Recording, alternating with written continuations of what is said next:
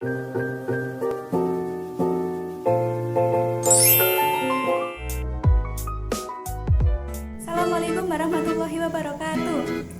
Saya Olivia Rizky Dian Saputri dengan NIM 8600066261, mahasiswi dari Universitas Terbuka Semarang dengan program studi PGSD. Pada kesempatan kali ini saya akan melakukan praktik dasar keterampilan mengajar untuk memenuhi tugas pembelajaran mikro. Simak baik-baik ya. Assalamualaikum warahmatullahi wabarakatuh. Waalaikumsalam warahmatullahi wabarakatuh. Selamat pagi anak-anak. Pagi Bu. Bagaimana kabarnya hari ini? Sehat. Alhamdulillah sehat ya. Nah, kalian semua semangat? Semangat. Masih pagi harus semangat ya. Oke. Nah, mata pelajaran kita hari ini adalah IPA. Sudah siap belajar? Siap. Oke, siap. Kita mulai ya. Nah, anak-anak, coba lihat Ibu bawa apa? Bawa es ya. Es ini kan airnya di dalam, tapi kok bagian luar gelasnya basah ya? Nih basah. Kalian ada yang tahu nggak kenapa? Atau karena airnya bocor? Tentu bukan ya. Ini ada kaitannya dengan materi yang akan kita bahas hari ini. Kita mulai ya. Oke, hari ini kita akan membahas tentang perubahan wujud zat. Ada 6 perubahan wujud zat, tapi kali ini kita hanya akan membahas 3 saja ya. Kita mulai dari contoh yang paling sering kalian lihat dulu. Oke, perhatikan ya. Oke, ini gambar apa? Hayo. Itu gambar es krim. Iya betul, ini gambar es krim. Es krim ini wujudnya apa ya anak-anak? Padat. Betul, wujudnya padat ya. Coba perhatikan baik-baik. Es krim ini kalau kita makan di bawah sinar matahari, lama-lama dia akan meleleh. Partikel es yang semula rapat dan diam akan bergerak karena mendapatkan energi panas. Pada akhirnya, dia akan mengalir dan jatuh ke bawah. Nah, kondisi mengalir ini dinamakan wujud cair. Jadi, perubahan dari padat menjadi cair disebut apa tadi? Mencair. Ya, tepat sekali. Disebut mencair ya. Nah, ingat kata kuncinya. Mencair ini membutuhkan panas. Contohnya seperti es krim di gambar ini. Tadi perubahan dari padat menjadi cair disebut mencair.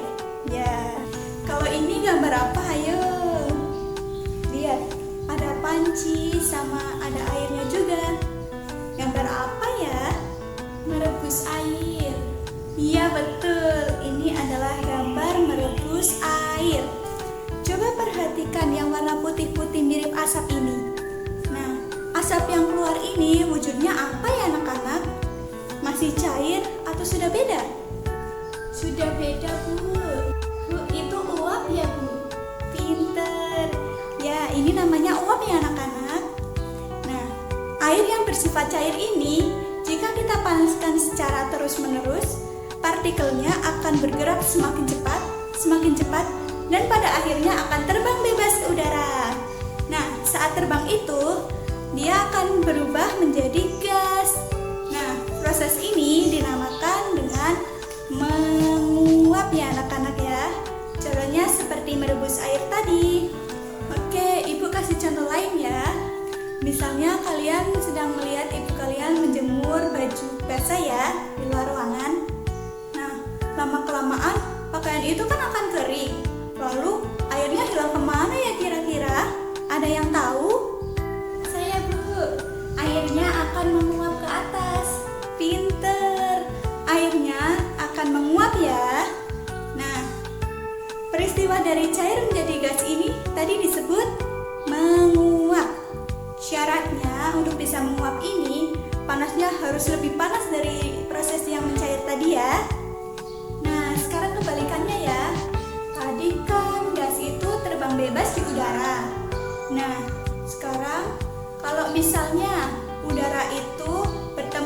benda yang dingin.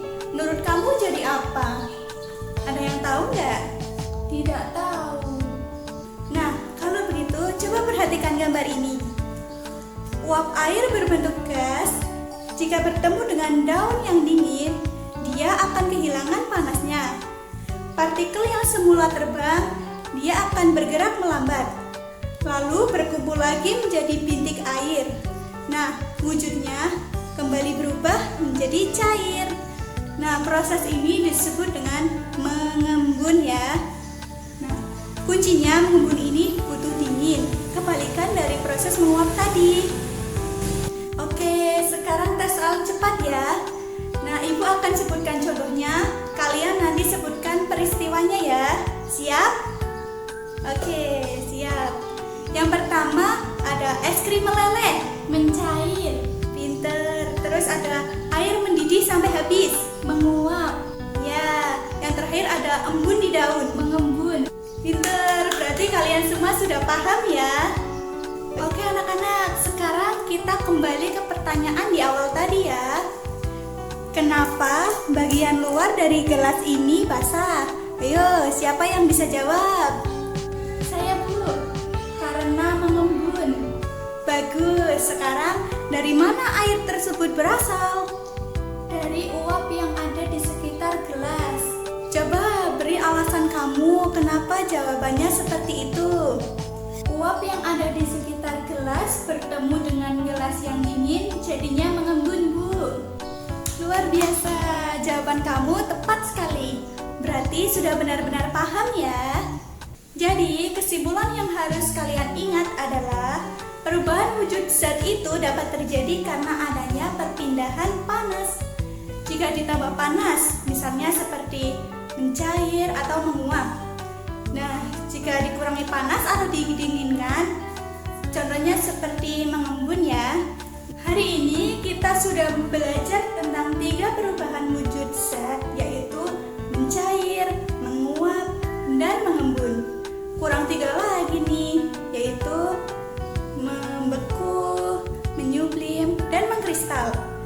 Nah, ketiga ini akan kita bahas di pertemuan selanjutnya ya. Nah, sekarang tugas di rumah nih.